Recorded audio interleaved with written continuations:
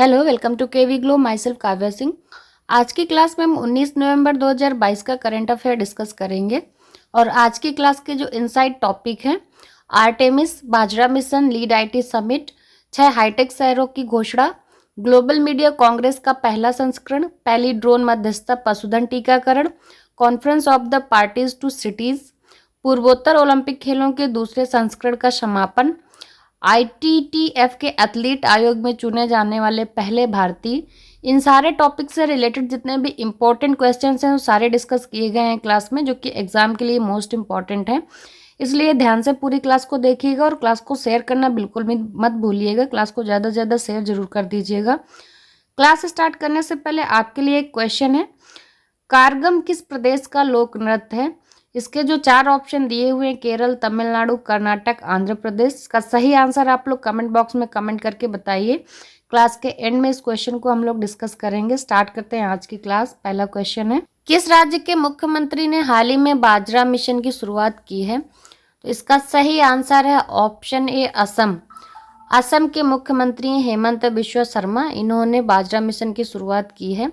असम में बाजरा की खेती का विस्तार करने के लिए और इसे बढ़ाने के लिए वहाँ के मुख्यमंत्री ने असम बाजरा मिशन की शुरुआत की है।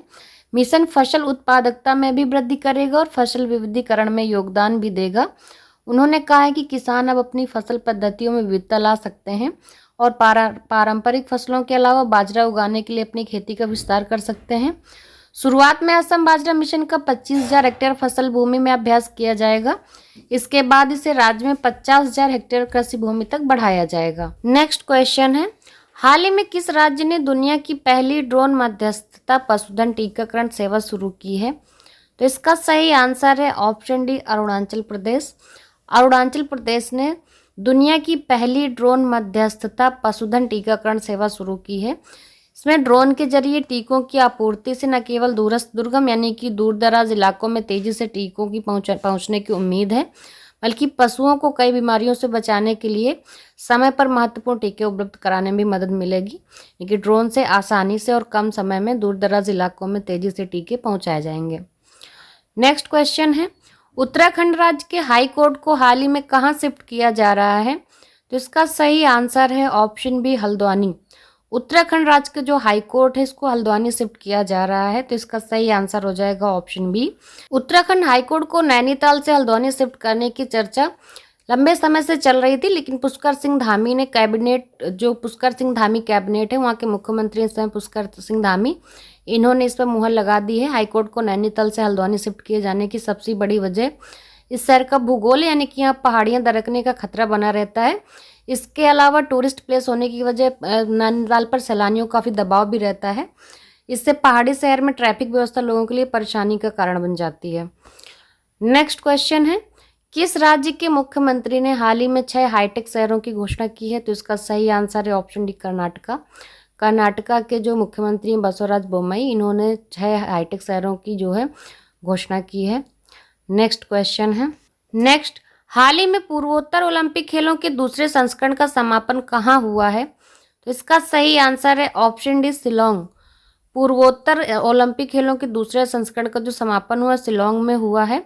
पूर्वोत्तर ओलंपिक खेलों का दूसरा संस्करण शिलोंग मेघालय में संपन्न हुआ है, जिसमें मणिपुर कुल 240 पदकों के साथ टीम चैंपियन के रूप में उभरा है। यानी कि मणिपुर ने 240 पदक जीते हैं, जिसमें से जो 88 स्वर्ण पदक हैं, 75 रजत पदक हैं और 77 कांस्य पदक भी शामिल हैं। तो कुल मिलाकर 240 पदक मणिपुर के हिस्से में आए हैं। क्लास अच्छी लग रही है तो क्लास को ज़्यादा से ज़्यादा शेयर जरूर करते जाइएगा। नेक्स्ट क्वेश्चन है, आईटीटीएफ के एथलीट आयोग में चुने जाने वाले पहले भारतीय कौन बने हैं? इसका सही आंसर है ऑप्शन डी, शरद कमल। शरद कमल एथलीट आयोग में चुने जाने वाले पहले भारतीय हैं और ये भारत के दिग्गज टेबल टेनिस स्टार हैं। शरद अंचिता कमल को अंतर्राष्ट्रीय टेबल टेनिस महासंघ यानी कि आईटीटीएफ के एथलीट कमीशन में चुना गया है।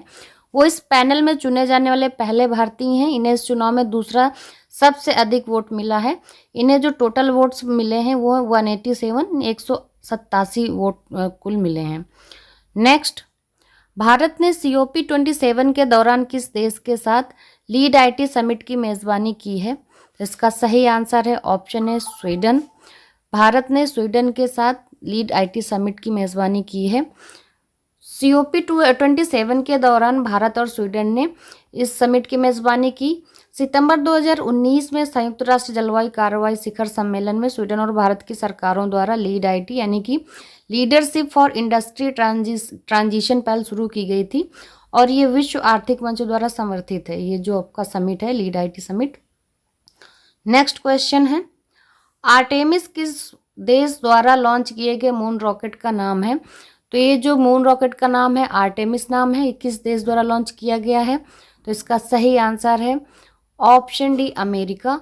अमेरिकी अंतरिक्ष एजेंसी ये जो नासा है अपने सबसे शक्तिशाली रॉकेट आर्टेमिस चंद्रमा के लिए लॉन्च किया है। 100 मीटर लंबे आर्टेमिस 1 का जो उद्देश्य है, यानी कि जो आर्टेमिस का जो लंबाई है 100 मीटर है, इसका उद्देश्य चंद्रमा की दिशा में एक अंतरिक्ष यात्री कैप्सूल भेजना है।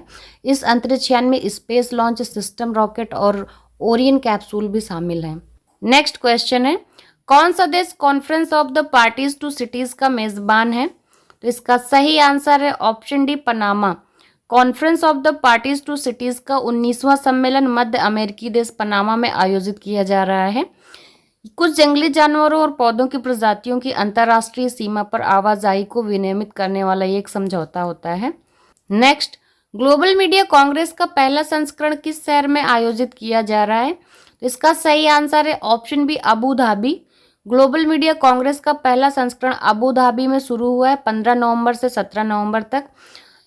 3 दिवसीय कार्यक्रम है ये। 3 दिवसीय कार्यक्रम में दुनिया के 6 महाद्वीपों के 12 से अधिक मीडिया क्षेत्र के विशेषज्ञ भाग ले रहे हैं इसमें। क्लास स्टार्ट करने से पहले आपसे क्वेश्चन पूछा था कि करगम किस प्रदेश का लोक नृत्य है? तो ये जो कारगम नृत्य है ये भारत के तमिलनाडु राज्य में प्रदर्शित किए जाने वाला एक नृत्य है। तो इसका सही आंसर हो जाएगा ऑप्शन बी, तमिलनाडु।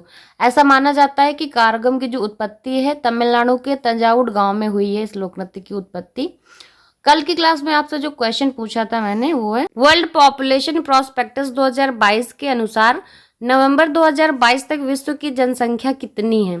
तो इसका सही आंसर है ऑप्शन बी, 8 बिलियन।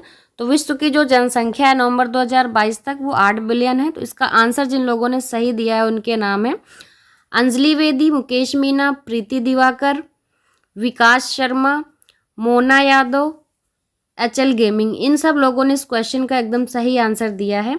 आपके लिए आज का क्वेश्चन है जिसका आंसर आप लोगों को कमेंट बॉक्स में कमेंट करके देना है।